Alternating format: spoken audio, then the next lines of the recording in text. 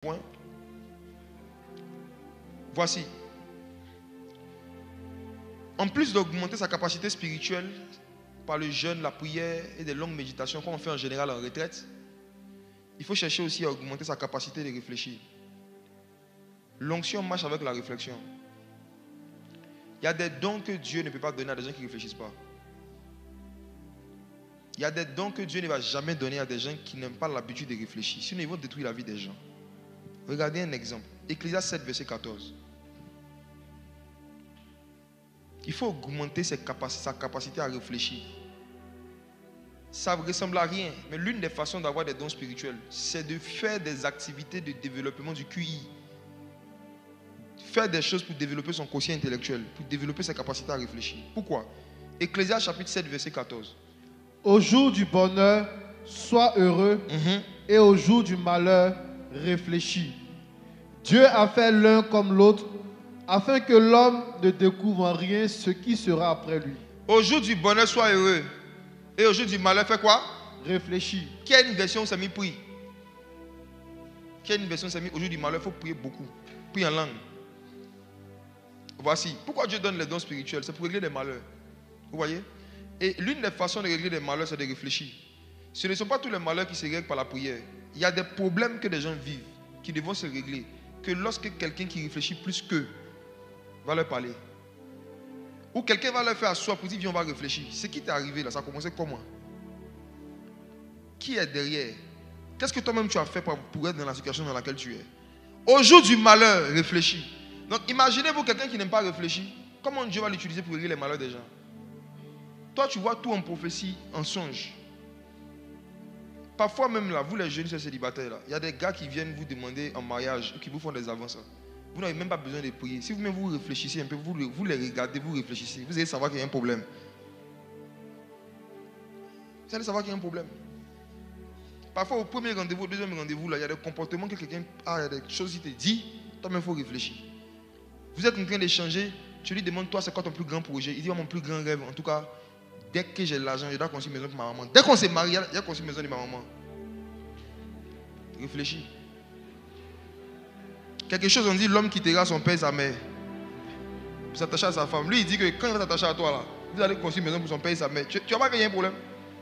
C'est son premier projet qu'elle a. Un homme qui est censé quitter son père et sa mère. Tu vois qu'il n'est pas dans l'affaire de quitter là-même. Il n'est pas prêt à quitter. Réfléchis, tu vas te mettre dans ça. Réfléchis. Ce n'est pas prier, il faut réfléchir. Tu viens dans une entreprise. On te dit le salaire, on va te donner 3 millions par mois. Tu regardes, tu vois que l'entreprise a 1 an. Une entreprise qui a 1 an. Ils vont te donner 3 millions par mois. Et puis tu travailles du lundi au jeudi. Réfléchis. C'est ton papa, le directeur.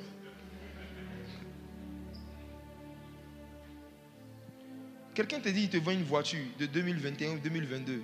Tu demandes le prix, il te dit 1 million. Et puis tu es content, tu dis non, Dieu m'a donné l'opportunité. Frère, réfléchis.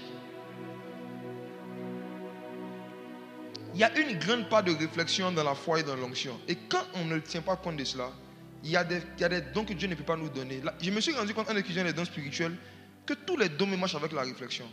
Supposons que tu es là et puis tu reçois une prophétie. Regarde, en assemblée comme ça, tu reçois une prophétie.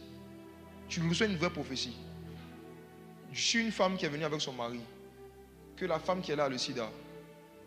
Tu as reçu la prophétie que la femme a le sida. Et Dieu te dit, elle a le sida. Et puis tu dis, Seigneur, est-ce que le mari sait? Dieu ne te répond pas. Donc tu ne sais pas si elle sait ou elle ne sait pas. Moi j'ai déjà vécu ça. Tu as le don. Si tu n'as pas la réflexion. Madame, tu as la sida, non?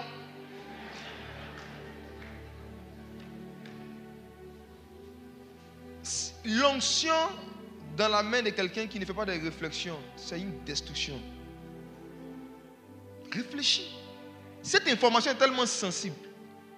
Est-ce que c'est ici qu'il faut dire? Quand tu veux prouver que Dieu te parle, tu veux prouver que tu es trop puissant, tu vas faire ce genre de choses et tu vas détruire des mariages, tu vas mettre des gens parlables.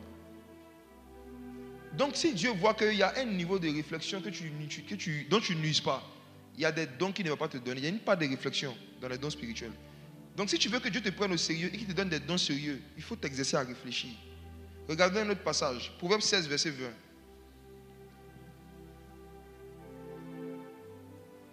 Proverbe 7, verset 20. Proverbe 16, chapitre 16, verset 20.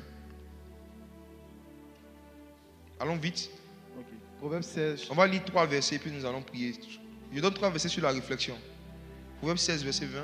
Celui qui réfléchit sur les choses trouve le bonheur, et celui qui se confie en l'Éternel est heureux. Celui qui réfléchit sur les choses trouve le bonheur. Je vais dire quelque chose d'un peu lourd. Ça va faire mal à certains immigrés. Mais c'est la vérité. Les Africains, les chrétiens africains ont l'habitude de dire que les Blancs ne croient pas en Dieu. Ils sont des païens. Ce sont des perdus. Mais vous n'avez pas remarqué que c'est les sauvés d'Afrique là qui prient pour avoir visa pour aller chez les perdus. C'est bizarre, hein? Regardez le contraste, hein? Les Blancs sont des païens. Ils sont des perdus. Ils ne croient pas en Dieu. Mais pourquoi beaucoup de chrétiens africains ont pour sujet de prière visa, voyage? Pourquoi beaucoup jeûnent et prient pour que Dieu leur donne des visas et des opportunités d'aller vivre en Europe? Pourquoi cette affluence, cet exode de l'Afrique vers l'Europe? Parce que beaucoup d'Africains, même des chrétiens après leur conversion, voient l'Europe comme le lieu du bonheur, n'est-ce pas? Effectivement, il y a moins de difficultés sociales, il y a un confort social que les gens ont là-bas, mais c'est dû à quoi? Ce bonheur social que ces païens-là ont expérimenté, ce n'est pas parce qu'ils ont donné leur vie à Jésus, c'est parce qu'ils ont réfléchi. Celui qui réfléchit sur les choses trouve le bonheur. Ils ont eu un moment des scientifiques, des savants qui se sont assis pour voir qu'est-ce qu'on peut faire pour améliorer les conditions de vie des gens. C'est pour ça qu'il y a une forme de bonheur qui a commencé à se mettre là-bas. Maintenant, nous, on est ici, on prie, on jeûne.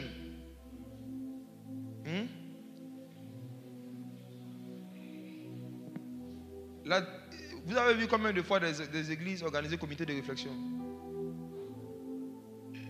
Veillez pour réfléchir à un problème qu'on a vu dans le pays. Et puis nous, en tant qu'église, qu'est-ce qu'on peut faire? Beaucoup parmi vous, il y a un bonheur que vous cherchez à l'église. Or, le bonheur n'allait pas à l'église. C'est dans votre cerveau. Le jour où vous allez vous asseoir pour réfléchir, le Seigneur dit aujourd'hui, celui qui réfléchit sur les choses fait quoi? Trouve le bonheur. Donc l'une des façons de chercher le bonheur, c'est de s'asseoir pour réfléchir à l'origine et aux solutions de certains problèmes persistants. À un moment, il faut s'asseoir et puis il faut réfléchir. Pourquoi je reçois le même salaire que mes amis, mais c'est toujours moi mon argent qui finit avant la fin du mois? Il faut réfléchir, ce n'est pas esprit. Ce n'est pas esprit de même percée. Laissez le monsieur là en paix. L'esprit de même percée là, laissez-le en paix. Souvent, il faut s'asseoir et puis il faut voir ton style de vie. Il faut voir comment tu dépenses ton argent. Tu vas te rendre compte que c'est parce que tu gaspilles, ça n'a rien à voir avec les démons. Mes frères et sœurs, en tout cas, ne soyez pas étonnés si un jour vous voyez une affiche passer que j'organise veillée des réflexions. Je suis en train de penser à ça. Une veillée, on vient s'asseoir pour réfléchir à nos problèmes. Oui. C'est pas veille de prière. C'est dans ma tête, c'est dit, je vais organiser non, un programme, on loue une salle comme ça, puis on met une table, une chaise. Chacun s'assoit. Tu prends ton cahier, tes projets que tu as depuis 15 ans, où tu dis, j'ai un projet, je travaille dessus, ça fait 7 ans, tu n'as rien fait. Il faut venir t'asseoir, on fait une veillée. Je vais parler, dire les gars, celui qui réfléchit sur les choses trouve le bonheur. Bonheur, là, nous on cherche, moi-même le passé, je cherche le bonheur actuellement.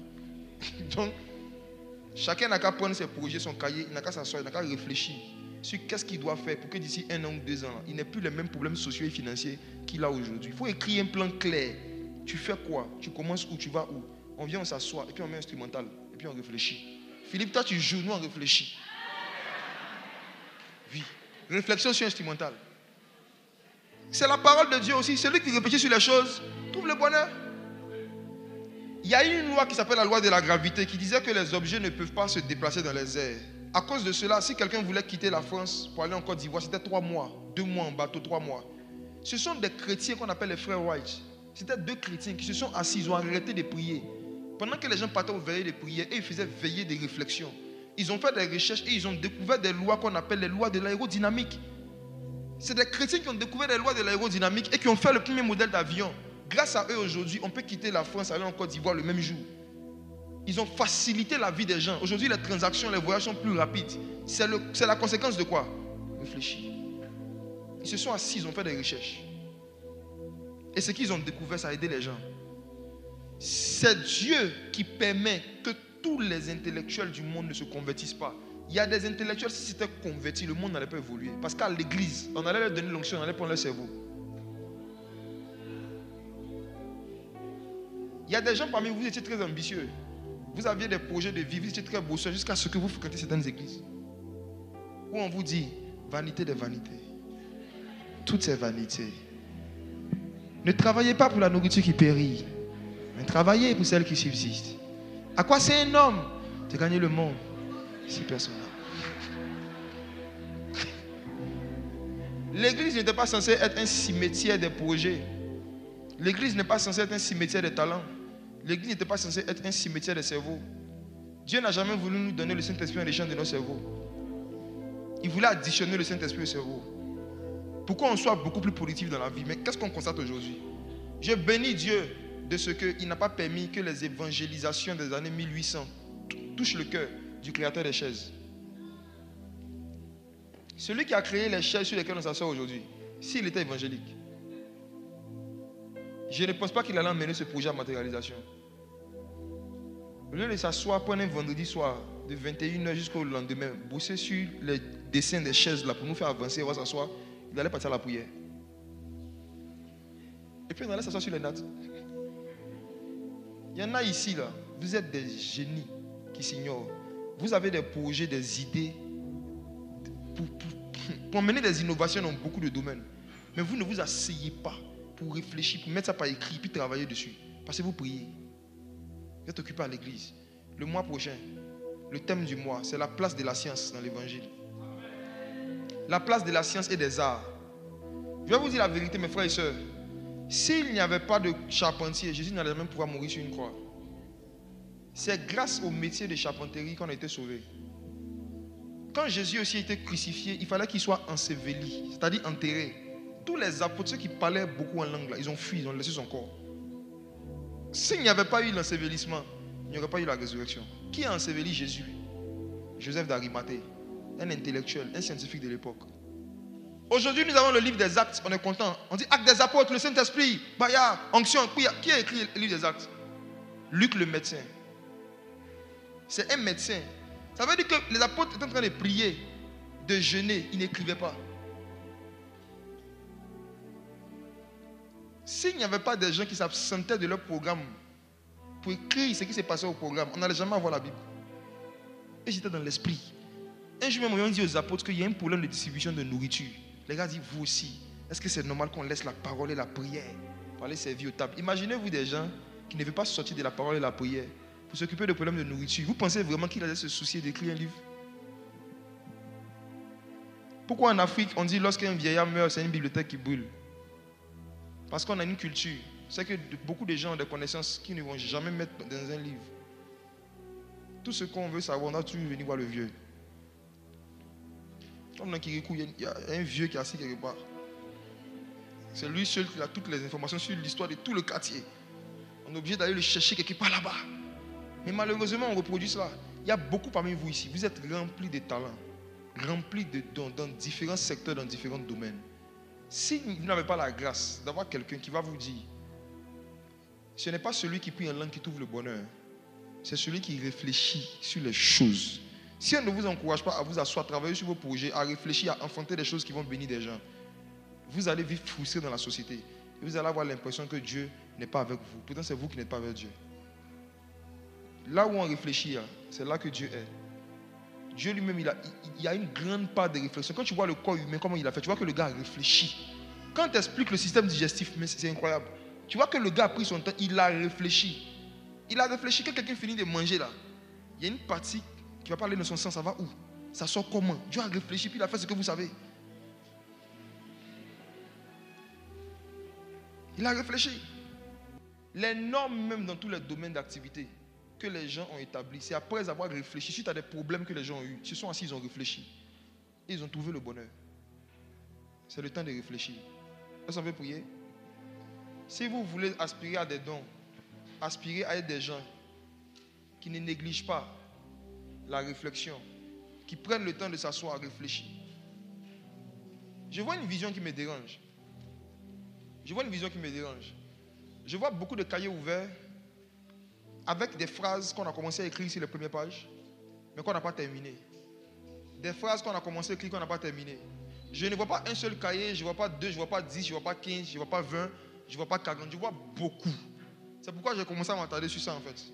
Parce que je demande dans mon esprit, le Saint-Esprit, c'est quoi? Le Saint-Esprit me dit, il y a plein ici, ils ont des projets qui n'ont jamais terminé. Ils sont toujours en train de regarder les vidéos des prédications. Le Saint-Esprit a inspiré à beaucoup d'entre vous des idées. Il y a d'autres, même vous avez commencé vos business. Il y a des choses que vous devez faire pour améliorer encore vos business. Mais vous ne vous organisez pas pour prendre le temps pour vous asseoir, pour avancer dessus. Et vous attristez le Saint-Esprit. Vous attristez le Saint-Esprit. Vous attristez le Saint-Esprit. Moi, j'aimerais qu'on puisse prier ce matin et qu'on dise au Saint-Esprit qu'on veut marcher différemment avec lui. On va prier, oui, mais on veut aussi réfléchir et travailler sur des choses qui peuvent améliorer les conditions de vie des gens. Chaque idée de business que Dieu te donne est une solution à un problème dans un secteur d'activité. Chaque service est une solution. Chaque produit est une solution à un besoin de quelqu'un. Même juste vendre des chips, je vous dis juste vendre des chips, ça répond à un besoin de quelqu'un. Il y a des personnes qui ont besoin de manger ça pour se sentir bien. Juste le fait de travailler pour pouvoir commencer à vendre des chips, tu es en train de faire plaisir au Saint-Esprit. Nous sommes la lumière du monde. Donc tout ce que nous pouvons faire qui va faire plaisir ou améliorer les conditions de vie dans le monde, c'est inspiré par le Saint-Esprit. J'aimerais qu'on puisse prier, qu'on dise au Seigneur que dans cette saison, on veut aspirer au don. Que ce soit par la contemplation, que ce soit par la réflexion. J'aimerais que tu rentres en toi-même et à partir du message où tu t'es senti concerné, tu parles à Dieu simplement. Allons-y.